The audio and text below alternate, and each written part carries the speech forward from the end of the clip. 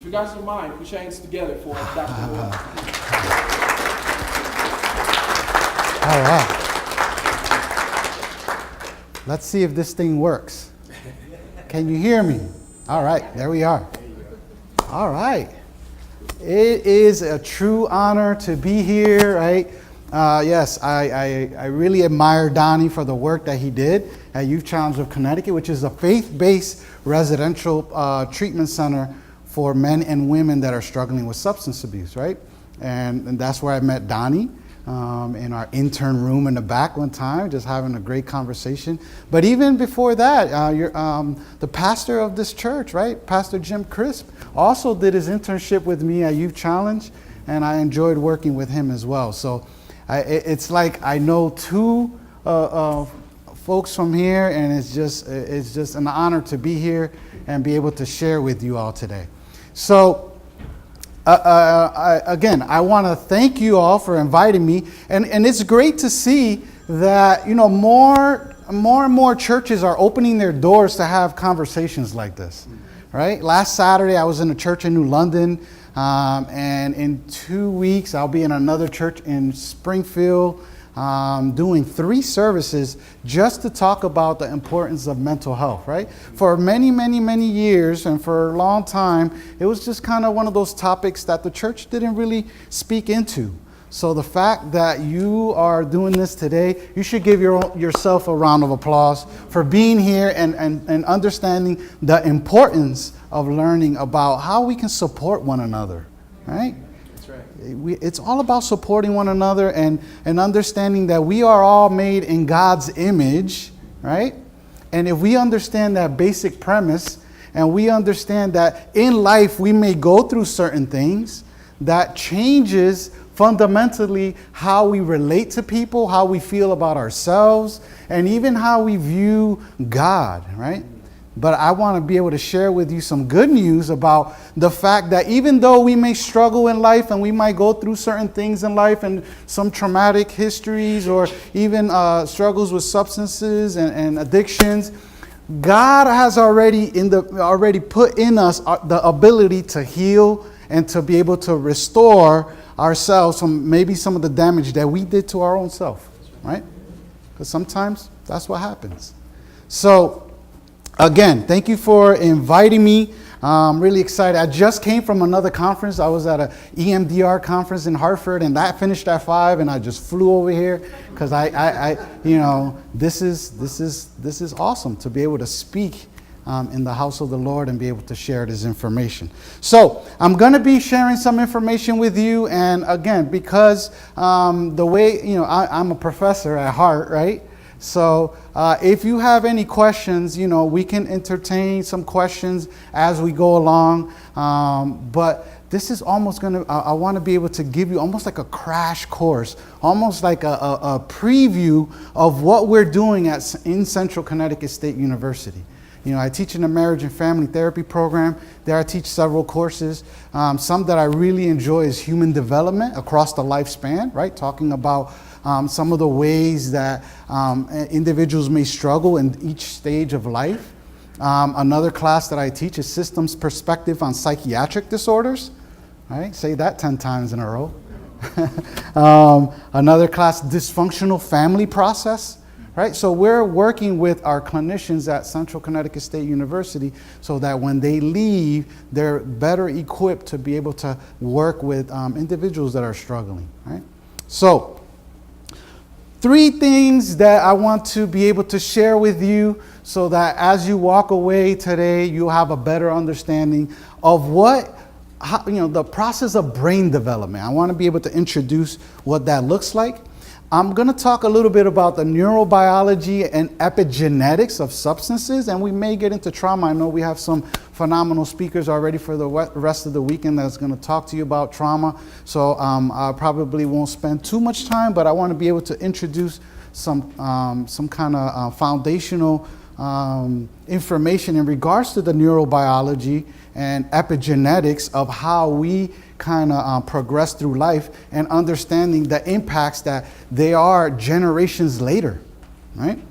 And then understand the impacts of substance abuse. That's why I want to be able to kind of undertake in this first hour together. So are we good for now? Yes. All right. So let's jump right in. So why is neuroscience so important? Right? I have 3 certifications in neuroscience because my wife says, what, one wasn't enough? Right? But one in the neurosequential model of therapeutics, which is a model created by Dr. Bruce Perry out of the Child Trauma Academy in Houston, Texas. I don't know if anyone know Dr. Perry, right? He was on 60 Minutes maybe 3 or 4 months ago with Oprah, but he wrote some very foundational books called The Boy Who Was Raised as a Dog, right? So, which is one of those books that I kind of assign for our students, and another book called Born for Love. But he has this kind of neurosequential model of therapeutics that we will kind of explore together. Right, and then another model that is NBA, but not that type of NBA. Right, it's called the neurocognitive behavioral approach. Right, but we won't cover that today. And the other certification I have is through Brain Story through Alberta Wellness Initiative in Alberta, Canada. All right. So understanding the importance of neuroscience is the last 20 years or so, science has progressed so much that we can better understand and even analyze the impacts on our overall brain development, even in utero. We can scan the brains of unborn babies and start to see some of the impacts based on the mother's experience, if she's in a healthy relationship or not, if the mother is abusing drugs or alcohol, if the mother has poor nutrition or lack of medical care. All those things are starting to impact the wiring of that unborn baby's brain, and now we can start to see it through brain scans of unborn babies in utero. Isn't that amazing? Right? So the last 20 years, we've been seeing a lot of research, a lot of results out of that. And, we understand that there are over 100 billion neurons. Say that. We have over 100 billion neurons with trillions of connections. So what does that say? There's a positive and there's a negative to that. The positive is that we can really store a lot of memory, and we can, have all this great potential to achieve many great things.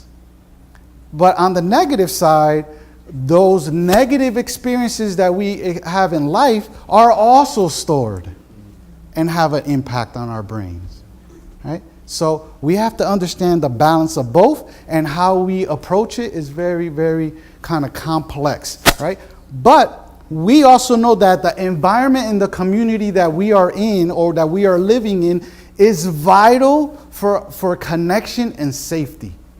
And we'll talk a little bit about the importance of relationships, because I'm a relational person. I really believe that even though, right, how many of you don't have to raise your hand, but how many of you know of individuals that have been through really tough situations in life, but because they had positive relationships or connections to people, they were resilient, right? And we'll talk about the power of connection that allows us to become resilient. And that's what we want to be able to see more and more.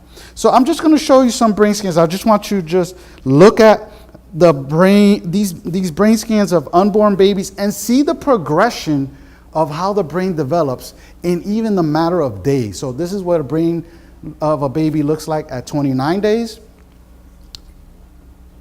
at 33 days, at 59 days. It's not running as fast as I want, right? At 70 days, at 20 weeks. Here's the brain of a prenatal brain of a 6-month-old. And then here you see the brain of a 9-month-old baby, still in utero. So there you see the basic foundation of what the brain is developed, but is not matured, right? And we'll talk about that process as well. But what I want to focus on, because we're talking about substances in this first section, is science tells us that there is danger to babies even within 59 days that can impact their overall brain development if the mother is using substances or drinking alcohol. And what happens? What's 59 days? It's 2 months, right? A lot of times women don't even know they're pregnant yet, right?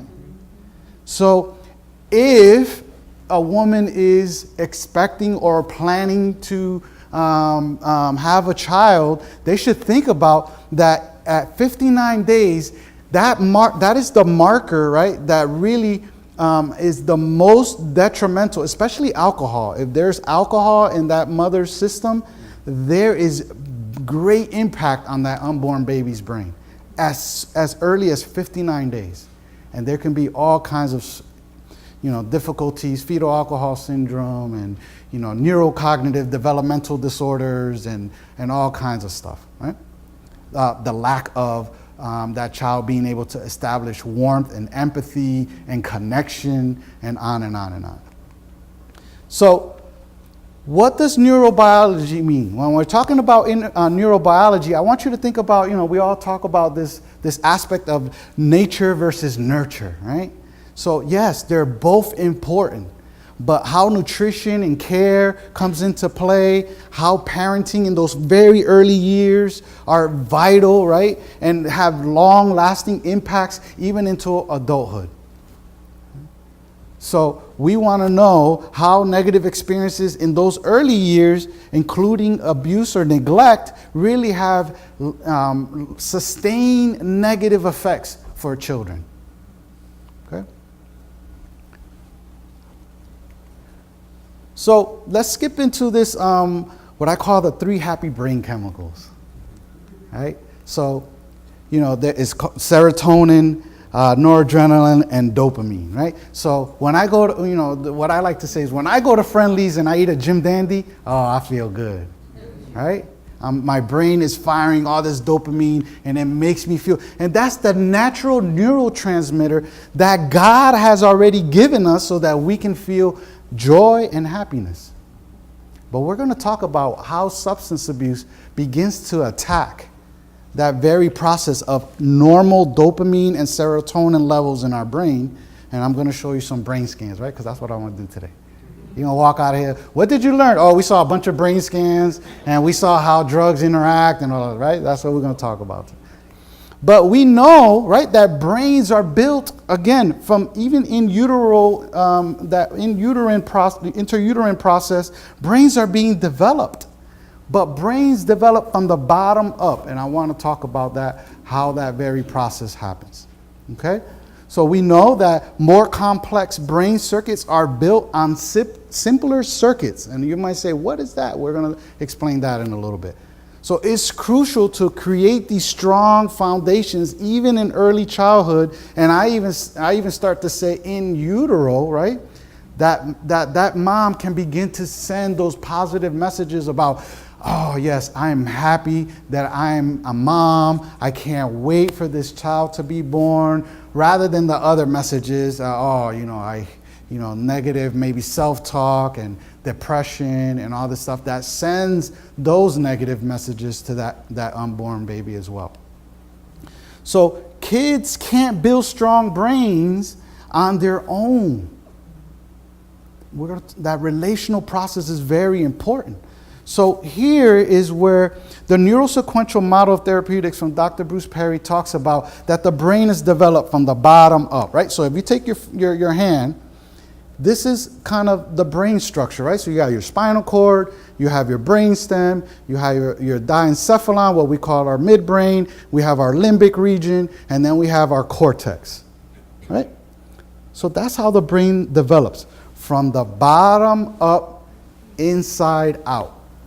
Okay, and we're going to continue to talk about that. But it is important to understand that different parts of the brain have different responsibilities or different roles. Right?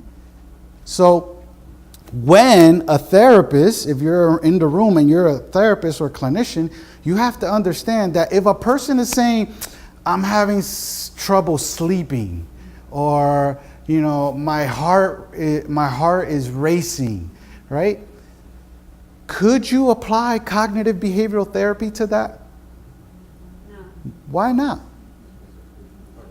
Because that cognitive part of the brain is not responsible for those autonomic kind of functioning systems that we see here, like body temperature, heart rate, blood pressure, all those things, and even sleep, right? So in order to do that, from a Christian perspective, right? Because we understand the power of, how when we meditate and when we are mindful and when we are trying to calm those lower brain functioning areas, that is important to allow us to have better sleep, to manage some of those lower brain functioning parts of our brain, right?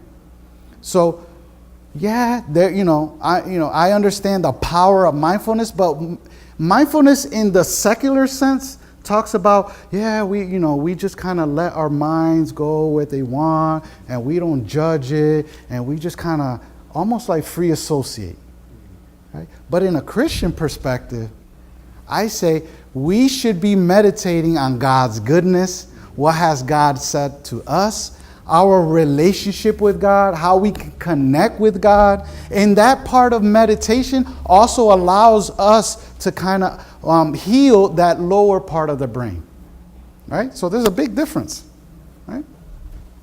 And we'll keep talking about, so the diencephalon is kind of, again, dealing with some, physiological functioning such as arousal or appetite.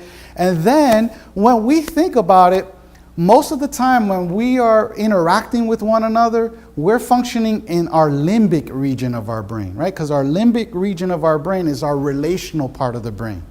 So seeing Michelle, talking with Michelle, I have a great time, right? So I'm operating in that limbic part of the brain. Now, if I'm in a university and I am learning something, or you are here, right, and you're looking at this and you're trying to grasp all this information, now you're using your cortex, your smart part of your brain, right? That helps you kind of process things, even abstract things. So you're looking at this, you're like, that doesn't really make sense, right? It's kind of abstract, but you're using your cortex, right?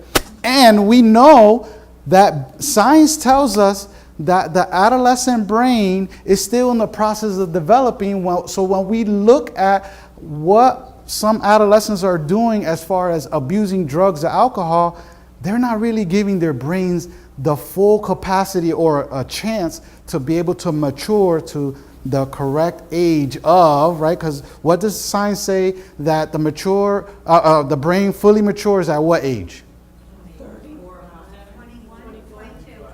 25, right? And for men, they say 30. No, sir. Come on, guys.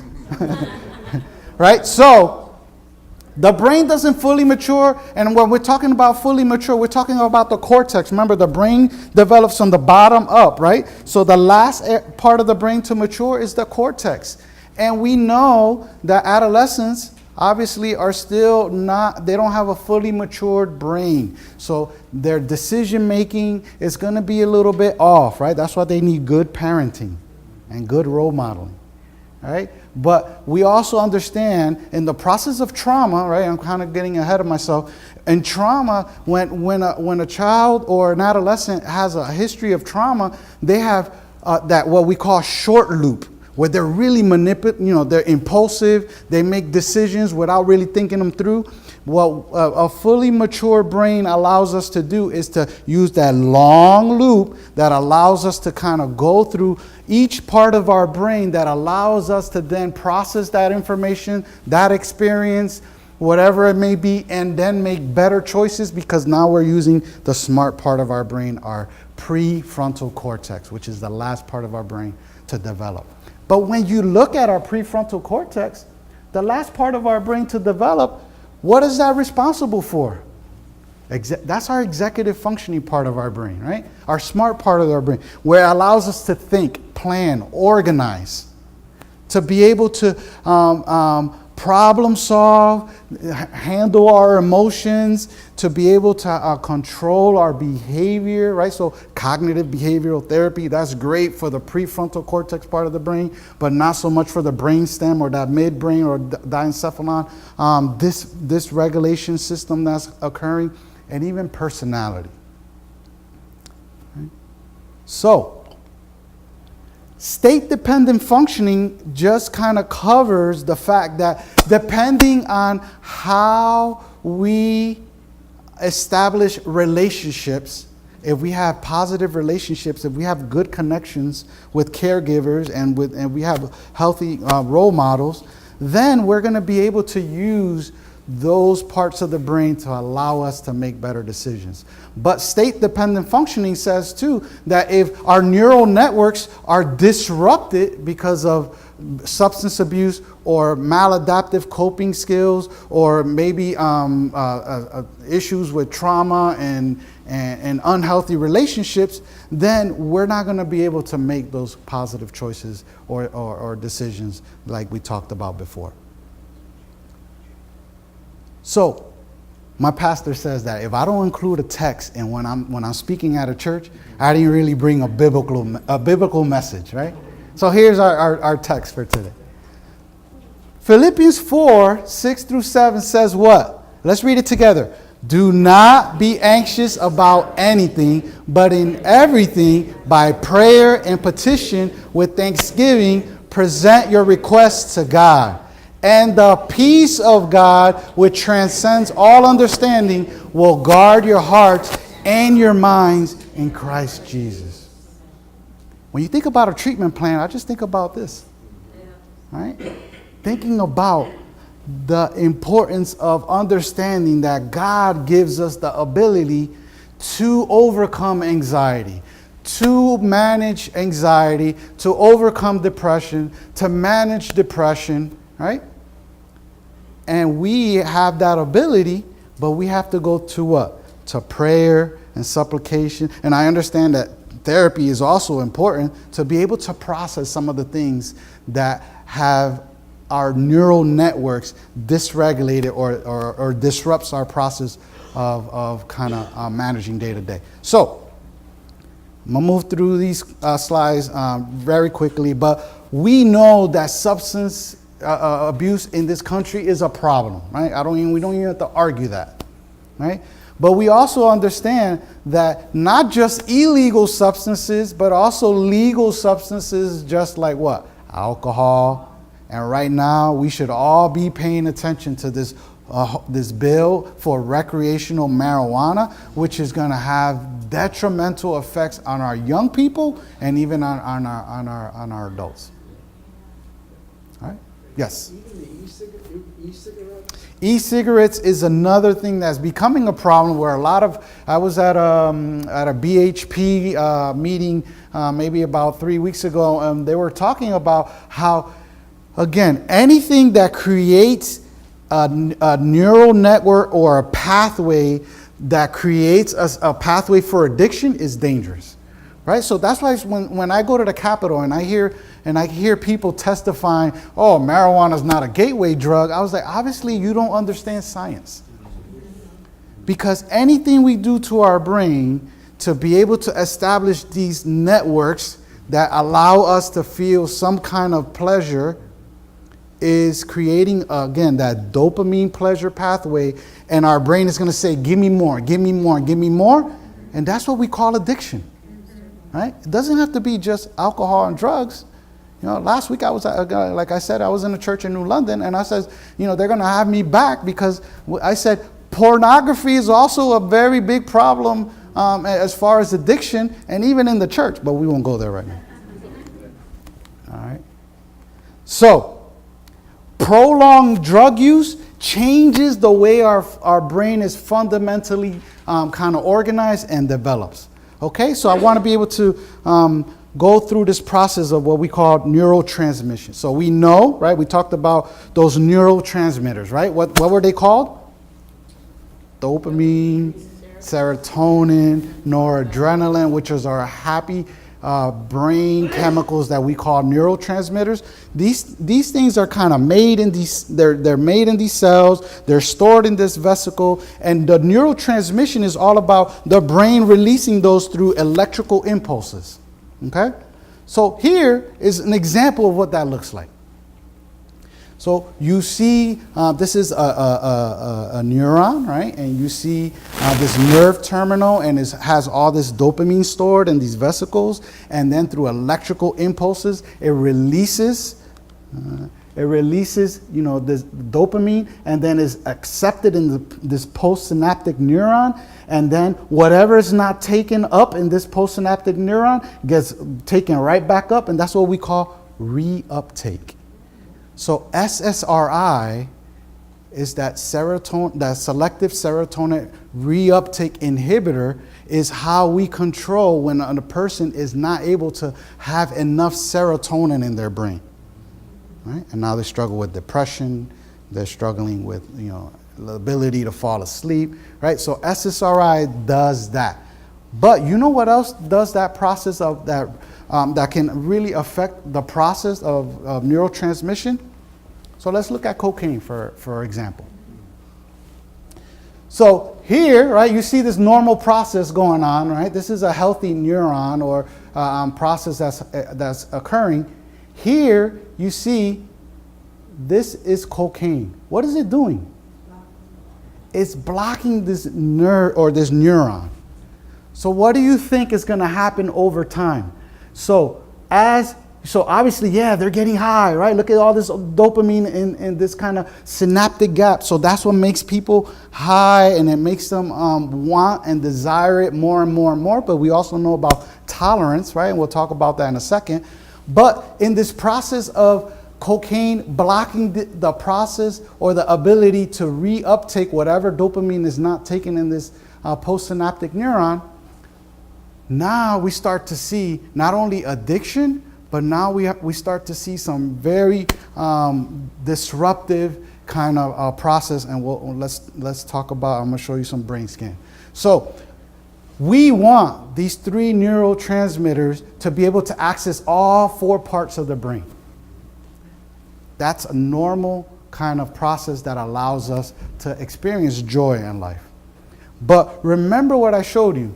This process here, after time, the brain says, okay, this is what should normally be happening, but this is what's going on. So what do you think the brain is going to do?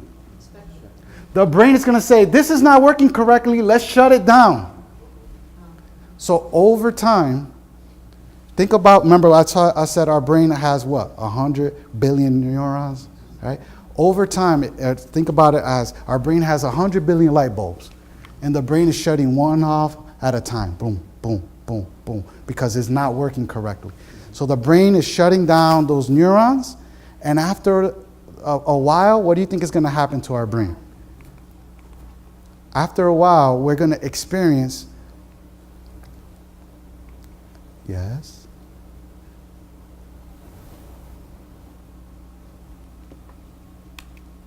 Here we go. I went too fast.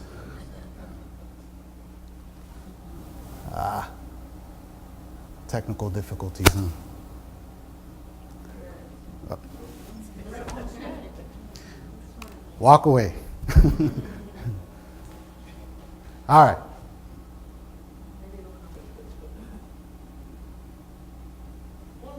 One more time.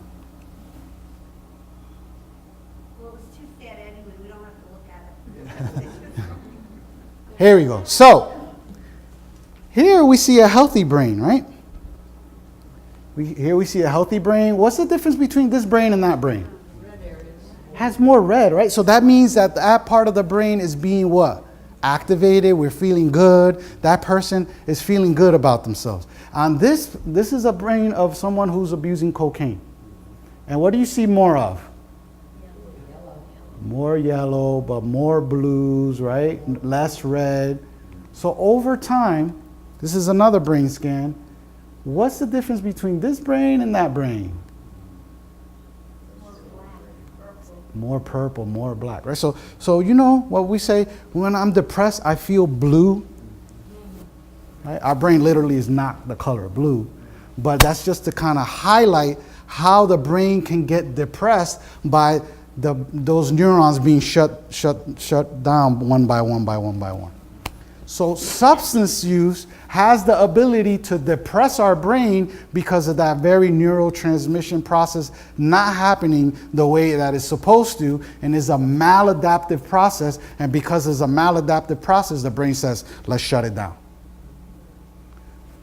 So, what's the danger behind that? The danger behind that is we know, right, that different drugs interact differently in our bodies and in our brains. But overall, they have this negative impact both on our bodies and our brains. And the way that is detected, the way that it interplays with our brain is also very, very different. All right. So I wanted just to talk a little bit about marijuana because I know in Connecticut we're kind of struggling with that right now, right? And there's About the black part. Yes. What exactly is it? Is it like, is it the new, is it like a dead part or a sense disease?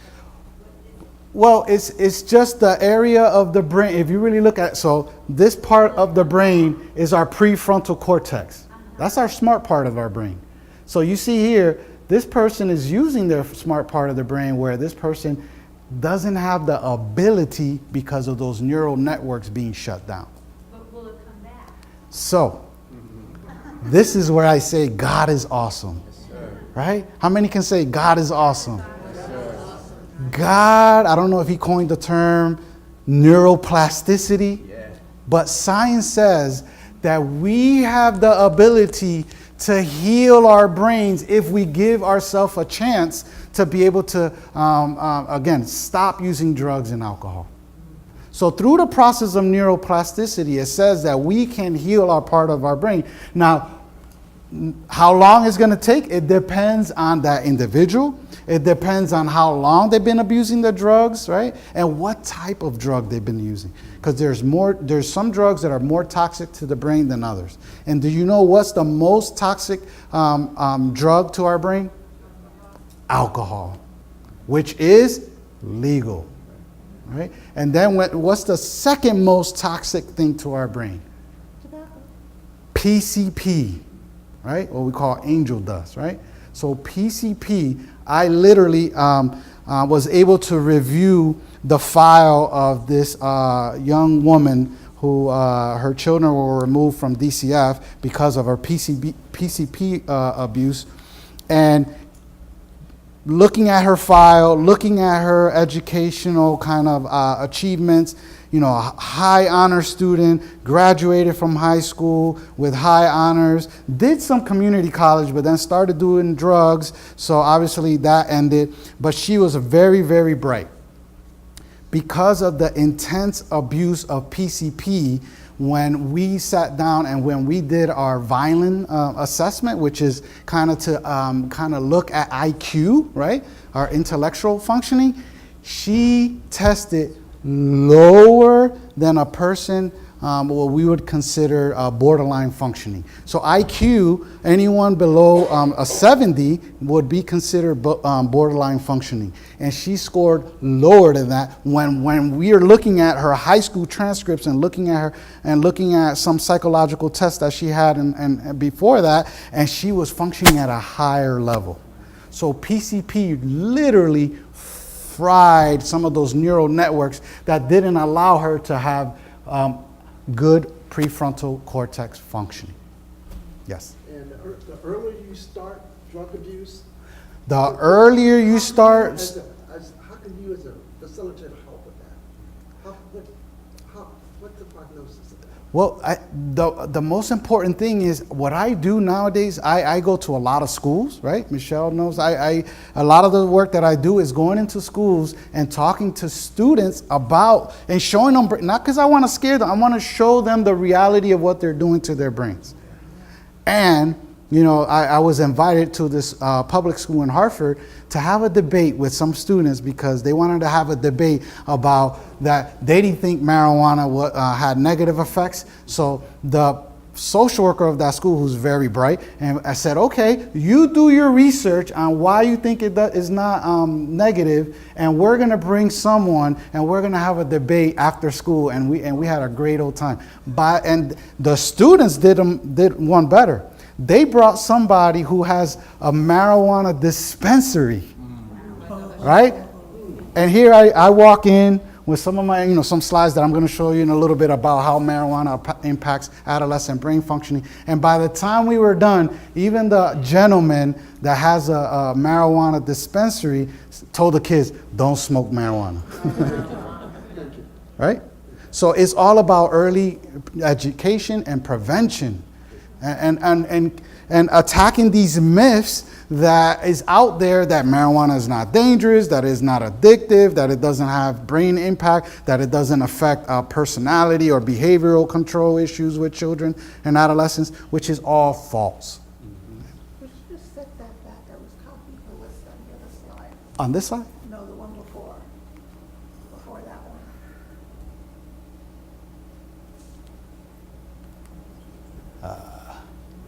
That one, yes. Okay, can I show you this after when we're done and during the break? And then, because I want to be able to move on. I want to make sure I'm doing good on time, and I want to get to marijuana. So, not too fast there. So there are 33 states now that have legalized cannabis for medical use, but there are more and more and more states that are now legalizing the recreational use of marijuana. So what's the difference between recreational use of marijuana and medical marijuana? What do you think? What's in medical marijuana? What is not in medical marijuana that's in recreational marijuana? THC, which is the part of that where we should really be concerned about, right? So THC is the psychoactive part of marijuana that is a hallucinogen, pretty much. It's a psychoactive ingredient in marijuana. So what happens if you start to smoke marijuana and, they say, well, in the 70s, the marijuana is different than it is. It's true, right? The marijuana in the 70s, where THC levels are maybe about 7 to 10%, now you look at the marijuana that you find out in the street, up to 38% THC. Very dangerous, right? So, and the thing is, what really kind of gets me worked up is when I go to these hearings, and if you want to look up, I won't spend too much time. If you Google Dr. Noel Casiano testimony on recreational marijuana at the LOB, you'll find it, right? You'll see my testimony there. But what really kind of gets me worked up is how many different identifiable chemicals are in marijuana. 483, right? I want you to see the complexity of marijuana. And we really only know about 66 of them. That's all we've studied.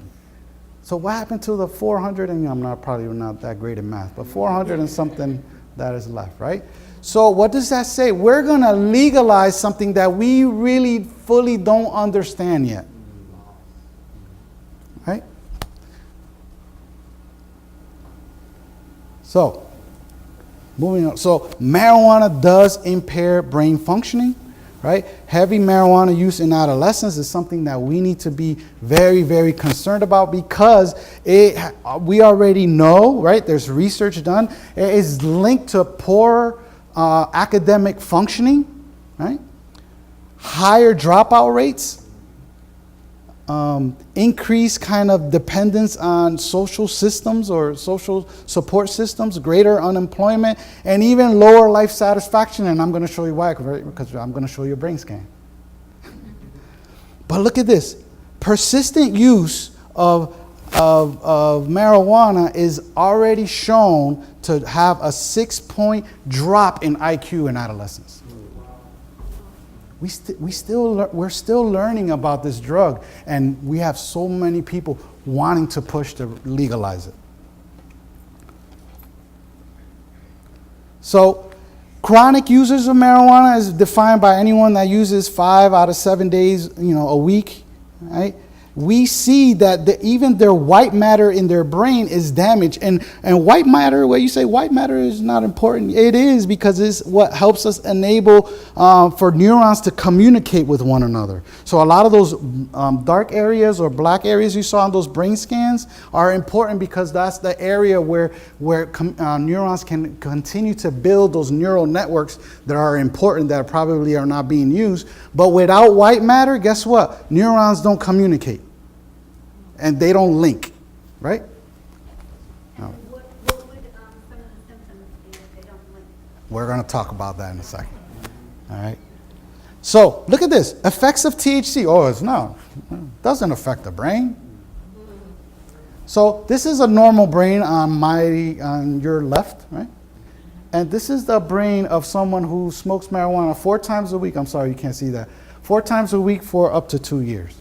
What is the physiological difference between one brain and the other? One looks like it has giant holes in it. Yeah, right. So the lack of connections. So now you start to see even the structure or the anatomy of the brain is affected. So here, because I want to show you more brain scans of how marijuana affects the brain. All right, so there you see it.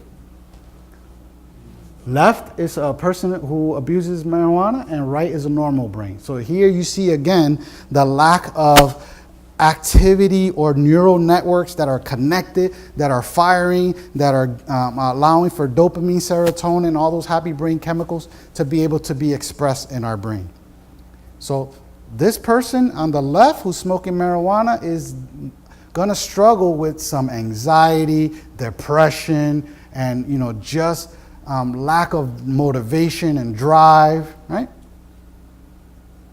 So some of the ways that it affects individuals, your question was coordination. It increases your heart rate. A normal heart rate is what? 70 to 80 beats per minute. How many nurses we have here?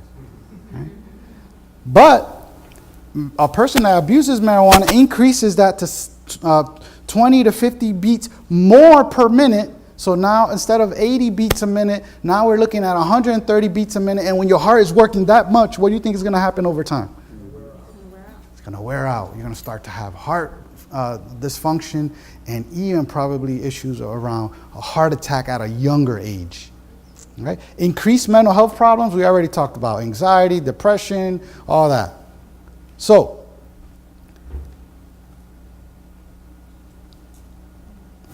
I just want to skip to this. So here is, again, how you see how THC, almost like the other brain slide that I show you about cocaine, begins to block those receptor sites, right? And what I said, when receptor sites are blocked, the brain does what? Shut them down. It is not working the way it's supposed to, let's shut it down. And on top of that, we start to see that marijuana affects the whole brain, right? So when you look at that neurodevelopmental structure of how the brain develops, we start to see issues around brainstem functioning, midbrain or diencephalon, limbic issues, and even prefrontal cortex issues. So it affects the whole brain, not just one part of the brain. So when you hear this argument that marijuana doesn't have negative effects on the brain, now you know it's just scientifically not true. Yes, sir. I lived in Colorado for 35 years. Oh, I have a slide for you next. And they legalized it probably 3 years ago. And they had a hospital in Pueblo that treated babies. And they told this woman that her baby was addicted to THC. And she said, well, it's okay to smoke marijuana in Colorado. So she was okay. So, because I'm going to get to your, thank you, Colorado. But here you see some issues when now even with withdrawal symptoms, right? Where these adolescents are struggling with feeling grouchy, sleeplessness, decreased appetite, anxiety, and craving. But here's what Mr. Colorado brought up. Look at these stats. Drug-related student suspensions went up, expulsions went up, College students were considered again to be nationally at a higher rate of abusing marijuana in the whole country than other states. Here you see adult arrestees tested positive for marijuana. You see 57% increase in marijuana-related emergency room visits. So Michelle does a lot of work, right, with emergency rooms and how we're misusing emergency rooms for mental health crisis. Imagine now with marijuana-related concerns. Yes. I just have a couple of questions. When it does affect the brain and it shuts down, does it start in one particular level of the brain stem, or does it begin in the cortex or down below, or anywhere? It depends. It depends where those THC molecules are blocking which receptor sites. So it's not really like, oh, THC really loves to block the brainstem, right? So it can, again, like I showed you that brain slide, it affects the entire brain, so it can go anywhere. It's unpredictable. Yes. So if somebody, you know, you could say somebody can really hold their liquor, and so it takes more alcohol to please them. Is that because the brain cells are dead, and so now they're having to reach the live one? That's what we call tolerance, right? Over time, because those brain cells are being shut down, you know, your tolerance level, you're gonna need more for the same effect. And over time, you gotta keep drinking more and more and more to even feel some of the effects of when you first started using drugs or alcohol, right? So tolerance begins to build by the more you drink, the more you use a specific drug, so it can really be detrimental. Yes, I saw a hand here. Yes, I wanted to know the difference between the marijuana of 30 years ago, let's say, in the 60s, 70s, or even 80s, and now. Is it a street drug version where they're adding a substance, or this THC is higher because it's being added, or is this grown differently from a seed? It's the way it's developed. So the way it's grown, the way that chemically is being kind of married, right? They have like this male and female version of marijuana, and they marry them, and then they add different components. But what's really concerning is that street marijuana is now a lot of it is being laced with PCP, right? And then they call it the zombie, I don't know what the... Because PCP alone, angel dust alone is a psychoactive part. So now you have a marijuana purely with maybe 38% THC, which is already kind of psychoactive and at a really intense rate, and you add a 100% active part of angel dust to it. Now you have a recipe for 138% of psychoactive in that marijuana joint or blunt. Okay. Right? I was trying to figure out the tree farm. I mean, the farm guy, is he growing a different marijuana than the street? A lot of now there's so much sophistication. You can go on YouTube and you can learn how to like manufacture your own drugs and what you need to include to make it more psychoactive or more addicting. So you're taking a chance. Whoa, okay, one more question and then we have to take a break. Yes, Michelle. I just want to make a statement about how scary it is, like working with youth now in families where, especially if the family is involved with DCF, they have the ability to do a drug test, and the youth will say, "Oh, my boy gave me that," or it's just marijuana, but they're not realizing it is laced with cocaine. It's a lot of the synthetic drugs. Some kids are having a straight heart attack when they're smoking this synthetic marijuana.